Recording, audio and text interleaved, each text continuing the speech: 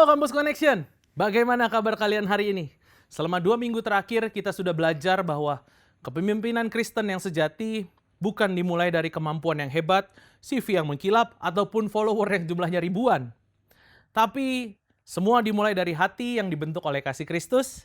Dan minggu lalu kita juga belajar tentang pemimpin yang punya visi, bukan cuma sekedar target, tetapi visi, arah yang dituntun oleh Roh Kudus. Nah, hari ini kita masuk ke satu juga tema yang penting dan relevan buat generasi kita. Pemimpin yang mampu untuk bekerja sama, bukan sendiri. Bahasa kerennya sekarang kolaborasi. Kenapa ini penting? Karena zaman sekarang banyak yang namanya individualisme. Kita hidup di era gue bisa, gue kuat, gue jalan sendiri. Bahkan kadang kita bangga kalau kita bisa sukses tanpa bantuan siapapun. Nah, saya mau ajak kita merefleksikannya sebentar nih. Pernah nggak kalian ngalamin hal ini? Kamu dapat tanggung jawab gede di kampus, di pelayanan, atau di pekerjaan, yang awalnya kamu bisa ngerasa semangat, tetapi lama-lama kamu ngerasa kewalahan, capek, jenuh, bahkan kesel. Kamu bilang ke diri sendiri, kok cuman gue yang kerja ya? Kenapa yang lain nggak sepeduli gue ya? Kalau nggak saya, siapa lagi? Dan tanpa sadar kamu mulai mengerjakan semuanya sendirian. Bukan karena kamu kuat, tetapi karena kamu ngerasa terpaksa. Atau mungkin yang lebih bahayanya lagi, kamu milih ngerjain semuanya sendiri karena kamu pikir kamu nggak bisa percaya sama orang lain. Kamu berpikir kalau aku kerjain sendiri, hasilnya pasti lebih bagus. Orang lain nggak bisa diandelin. Mending capek sendiri daripada harus ribut kerjasama dalam satu tim. Nah teman-teman, kalau itu yang mulai terbentuk di hati kita, itu bukan pola pikir seorang pemimpin rohani. Itu adalah jebakan ego pribadi. Yes, kadang kerjasama itu memang lebih ribet. Kadang bikin kita harus lebih sabar, harus komunikatif, harus ngalah. Tetapi justru disitulah Tuhan membentuk karakter kepemimpinan kita. Kepemimpinan sejati bukan tentang siapa yang bisa jalan paling cepat, tetapi siapa yang bisa jalan paling jauh bersama dengan orang lain. Hari ini kita akan melihat di firman Tuhan bahwa sejak awal Tuhan merancang kita bukan untuk hidup sendiri. Tuhan merancang kita bukan untuk kerja sendiri atau memimpin sendiri. Kita akan mempelajari dari Alkitab, dari kehidupan Yesus, dan bahkan dari ciptaan Tuhan di alam semesta bahwa bersama itu lebih kuat. Saya mengajak kita untuk berdoa dan menyiapkan hati kita untuk menerima kebenaran firman Tuhan hari ini. Kami mengucap syukur Tuhan untuk kebaikan Tuhan dalam kehidupan kami. Kami bersyukur untuk kesetiaan Tuhan yang selalu ada untuk kami. Bersyukur untuk kasih-Mu yang Kau curahkan dalam kehidupan kami. Tuhan, buat kami mengerti apa yang menjadi isi hati-Mu melalui firman Tuhan hari ini. Biar kami mampu memahami apa yang Tuhan mau sampaikan kepada kami hari ini.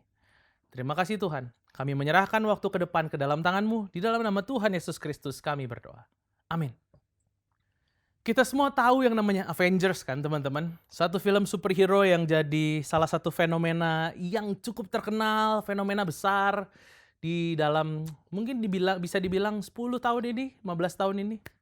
Coba kita pikir, kenapa Avengers ini bisa begitu powerful? Setelah saya berpikir dan saya melihat, satu jawaban simpelnya adalah karena mereka bekerja sama. Bukan karena Iron Man jenius, atau bukan karena Hulk kuat, atau Captain America tahan banting, tetapi karena mereka sadar mereka nggak cukup kalau mereka sendirian. Ingat waktu mereka lawan Thanos di film Infinity War, kalau Iron Man berjuang sendiri, udah tamat dari awal. Kalau Captain America so idealis dan nggak mau berkolaborasi, pasti kalah.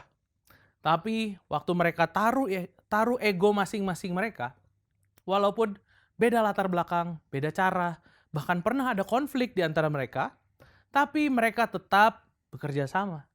Yang menariknya dalam beberapa bagian film, mereka gagal saat mereka terpecah, dan mereka menang saat mereka bersatu.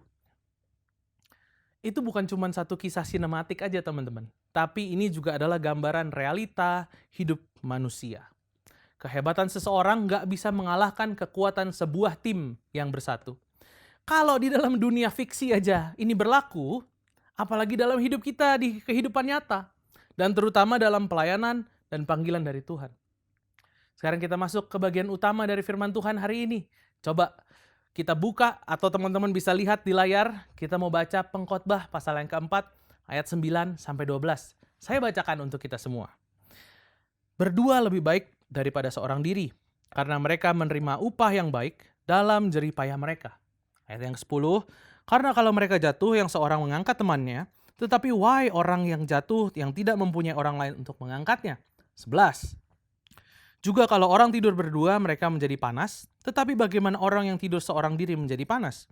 Dan bila mana seorang dapat dikalahkan, dua orang akan dapat bertahan, tali 3 lembar tak mudah diputuskan. Pengkhotbah 4 ayat 9 sampai 12. 4 ayat yang baru saja kita baca, dan di dalam 4 ayat ini, teks ini mungkin sering kali kita dengar di pernikahan. Nah, tetapi hari ini kita mau lihat 4 ayat ini dari kacamata pemimpin rohani, dari sudut pandang pemimpin rohani, sudut pandang mahasiswa yang sedang dibentuk Tuhan untuk menjadi pemimpin. Teks ini ditulis oleh Salomo, orang yang paling berhikmat di zamannya. Dan dia menulis ini karena dia tahu, sukses tanpa relasi adalah kesepian.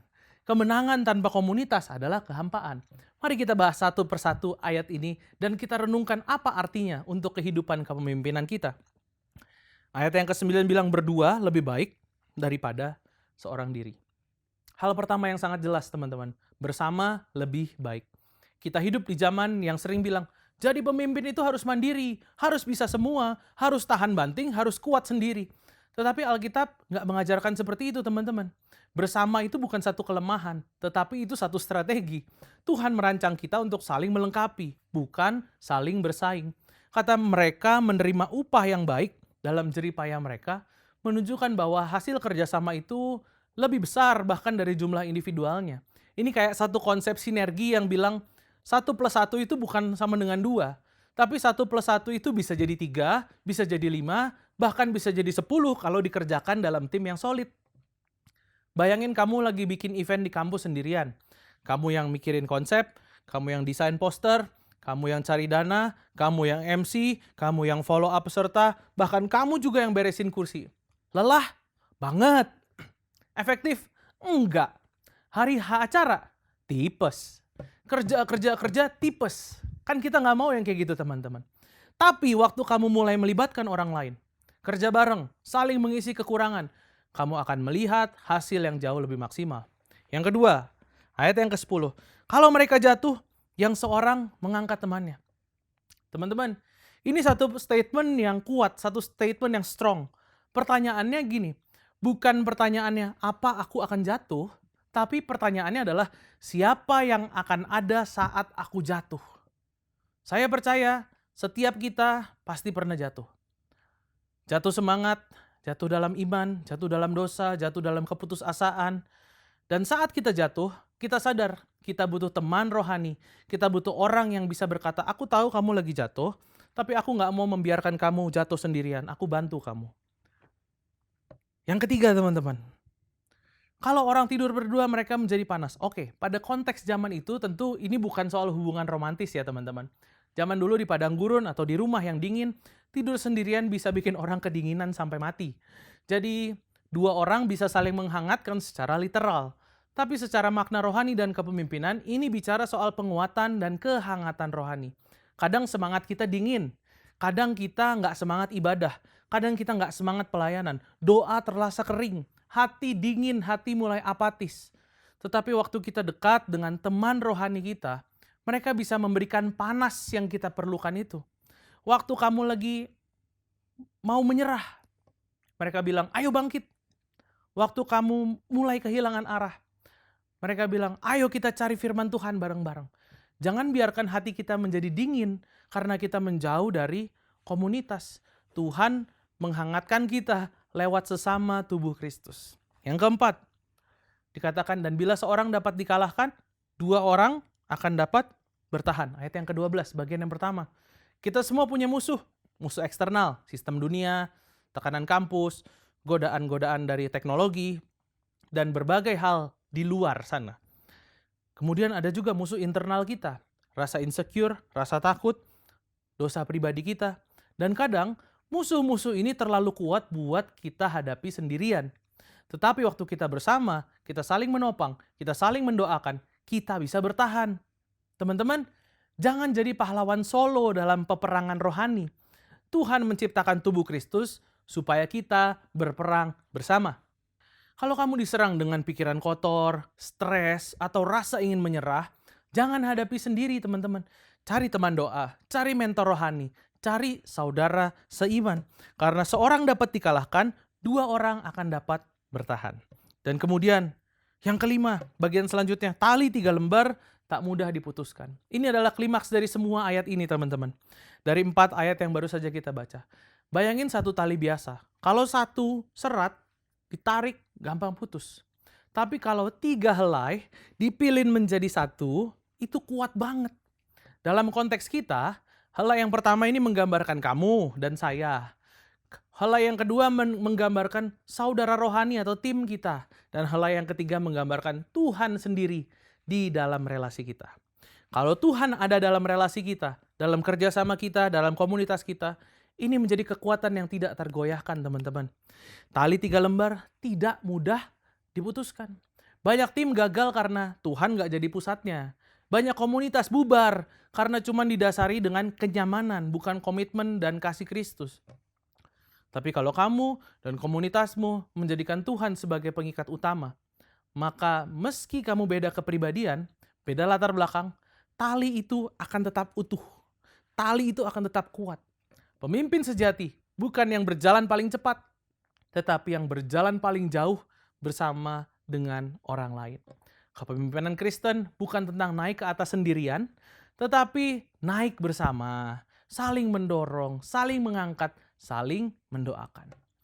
Mari kita menjadi pemimpin yang bisa berkata, kita lebih kuat kalau bersama. Yesus aja nggak sendirian teman-teman. Yesus itu 100% Tuhan, 100% manusia. Dia bisa aja menyembuhkan semua orang, mengajar di semua kota dan bikin mujizat sendirian, bisa. Tetapi apa yang dia lakukan?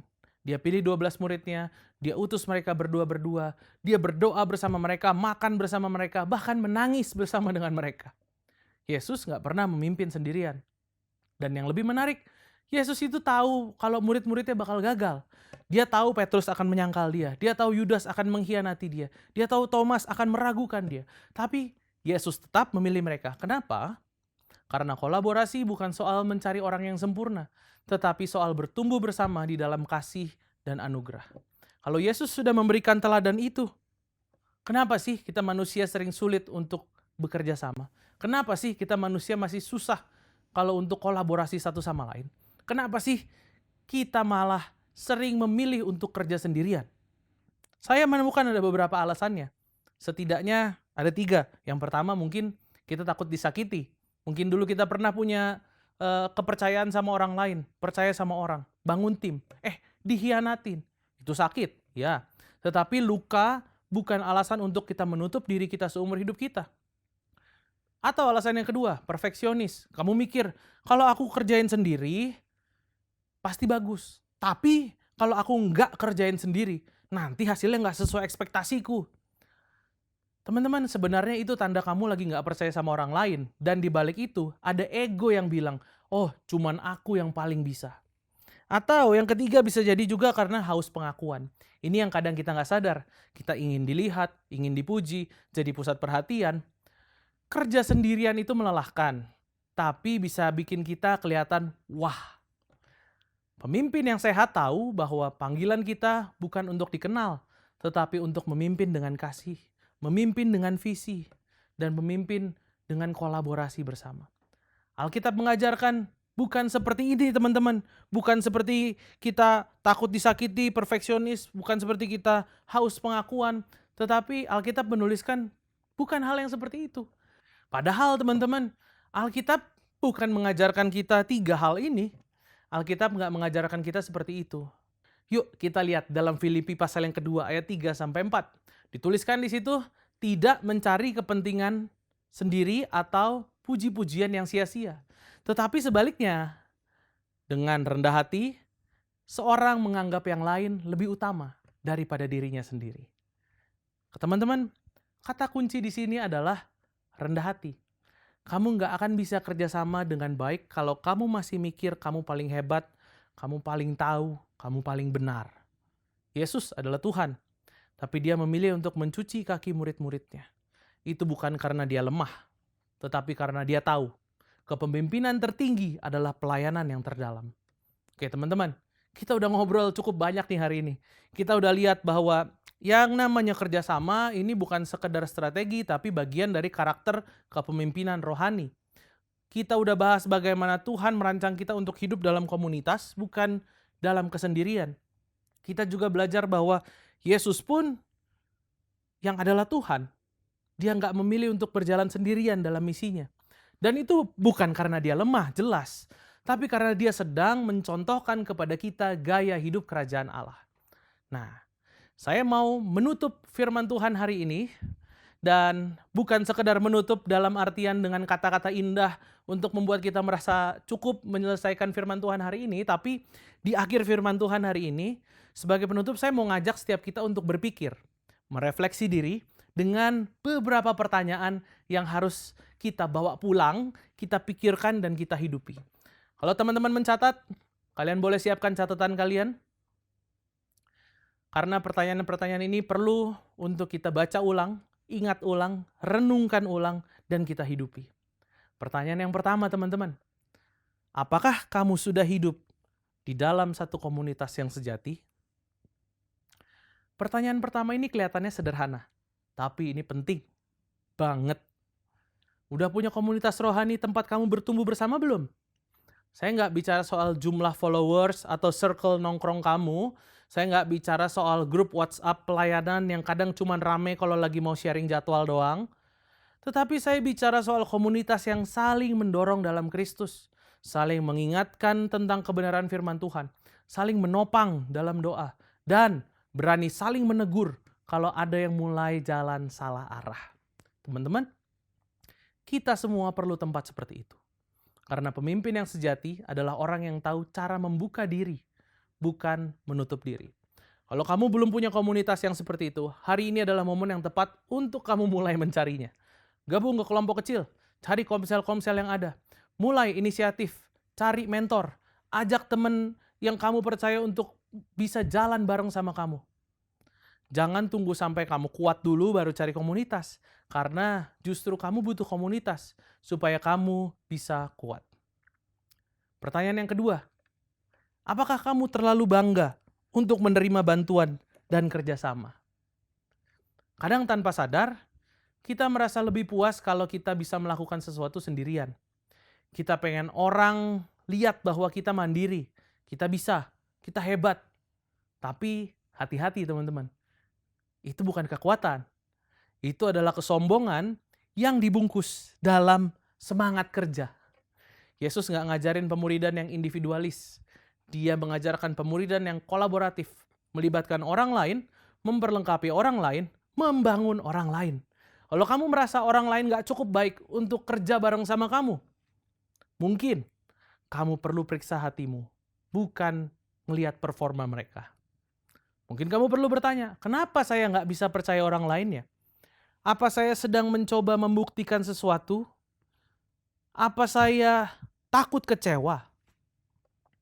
Jangan biarkan luka masa lalu atau pengalaman kerjasama yang gagal membuat kamu menghindar dari kerjasama selanjutnya. Pemimpin yang besar bukan yang sempurna sendiri, tetapi yang bisa membangkitkan tim, membentuk orang lain, dan tetap rendah hati waktu bekerja bareng. Pertanyaan yang terakhir, yang ketiga teman-teman. Dan ini penting banget, penting banget. Apakah kamu siap jadi orang yang membuat orang lain nyaman untuk berkolaborasi? Apakah saya adalah orang yang menyenangkan untuk diajak kerja bareng?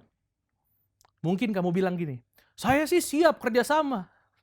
Tapi pertanyaannya adalah, apakah orang lain sudah merasa nyaman kerja bareng sama kamu atau belum? Atau mereka merasa kamu terlalu dominan atau terlalu pasif?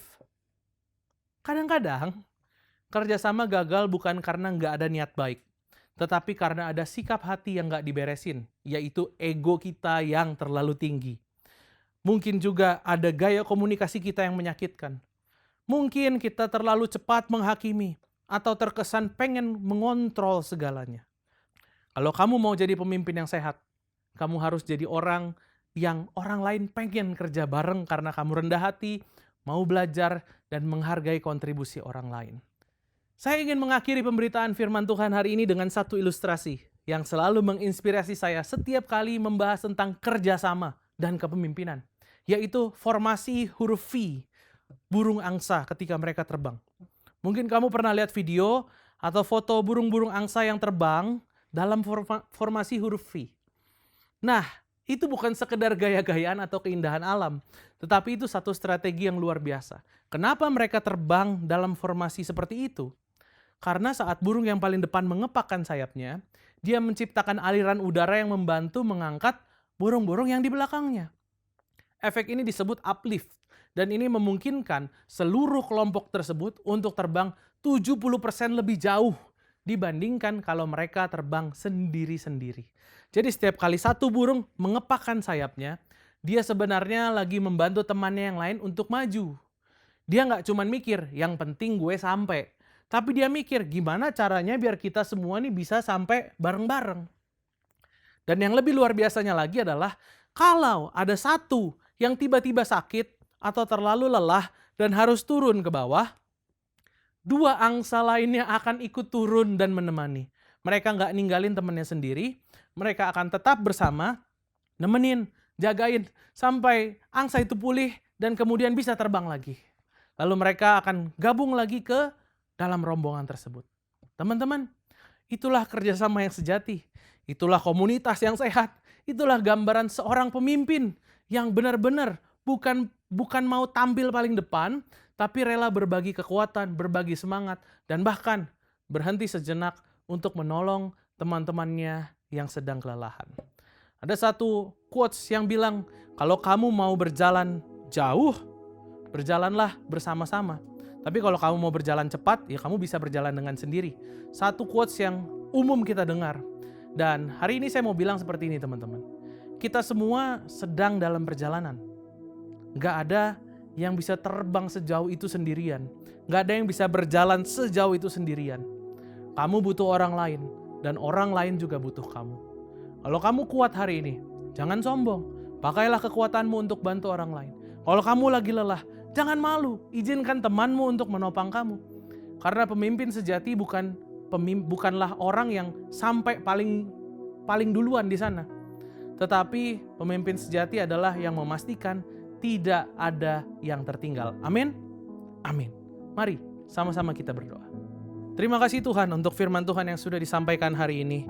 Hari ini kami datang ke hadapan-Mu Tuhan. Kami mohon ampun kalau kami masih sering mengandalkan kekuatan kami sendiri. Kami mohon ampun Tuhan kalau kami masih sering mengutamakan ego kami daripada orang-orang yang ada di sekitar kami. Tuhan, hari ini kami berdoa, biar kiranya Tuhan memberikan kepada kami kerendahan hati itu. Tuhan yang mampukan kami untuk bisa merendahkan hati kami, dan juga kami bisa berkolaborasi dengan orang yang ada di sekitar kami. Tuhan, aku berdoa biar teman-temanku ini juga dapat menemukan komunitas yang tepat dimanapun mereka berada. Pertemukan mereka dengan orang-orang yang tepat, dengan komunitas yang tepat, komunitas yang bisa saling menolong, saling membangun, saling menguatkan itu Tuhan. Ku percaya Tuhan yang akan bekerja dan mempertemukan mereka dengan orang-orang yang tepat. Ku juga berdoa Tuhan, bagi teman-temanku dimanapun mereka berada, dalam posisi apapun mereka, biar mereka dapat memimpin dengan kolaboratif Tuhan, bukan hanya dengan diri mereka sendiri, kekuatan mereka sendiri, tetapi juga membuka ruang untuk kolaborasi bersama. Kami berterima kasih Tuhan untuk semua yang Tuhan sudah kerjakan di dalam kehidupan kami. Dan hari ini juga Tuhan, hamba-Mu berdoa bagi teman-temanku dan melepaskan berkat bagi mereka. Biar hikmat daripada Allah ada di dalam kehidupan-Mu, memampukan Engkau untuk melangkah sesuai dengan apa yang menjadi rencana Tuhan dalam kehidupan-Mu. Masa depan-Mu ada, dan Tuhan sudah menyediakan masa depan yang indah itu di depanmu. Percayalah kepada Tuhan dan terimalah masa depan yang pasti di dalam Tuhan. Terima kasih Tuhan, hanya di dalam nama Tuhan Yesus Kristus kami berdoa. Amin. Saya percaya Tuhan mengingatkan sesuatu buat setiap kita.